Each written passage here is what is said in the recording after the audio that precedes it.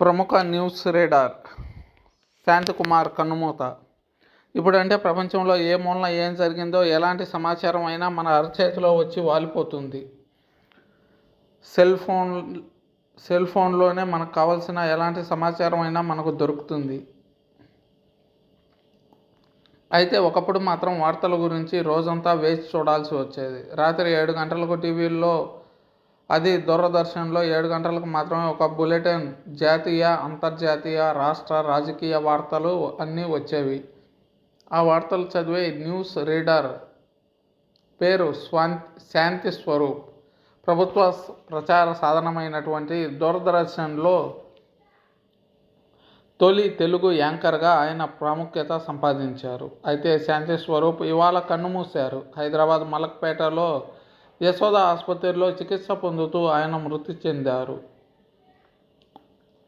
తెలుగు దూరదర్శన్ పేరు చెప్పగానే అందరికీ శాంతి స్వరూప్ గుర్తుకు వచ్చేవారు.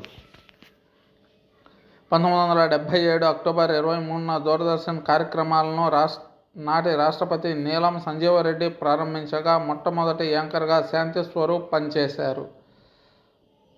ప్రాంప్టర్ లేని సమయంలో తప్పులు లేకుండా జాగ్రత్తగా వార్తలు చదివి మంచి గుర్తింపు తెచ్చుకున్నారు. 2011లో ఆయన పదవీ విరమణ పొందారు. ముఖ్యంగా దూరదర్శన్ టీవీలో తెలుగు ప్రజలకు వార్తలు చెప్పిన మొట్టమొదటి వ్యక్తి శాంతి స్వరూప్. సీనియర్ సినీ ప్రముఖులతో కూడా ఈయనకు పరిచయం ఉంది.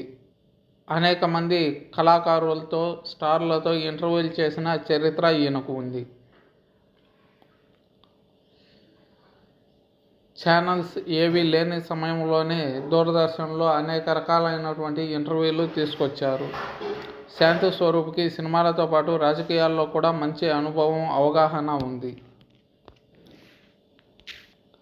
అటువంటి శాంతి స్వరూప్ గత కొంతకాలంగా అనారోగ్యంతో బాధపడుతూ ఉన్నారు.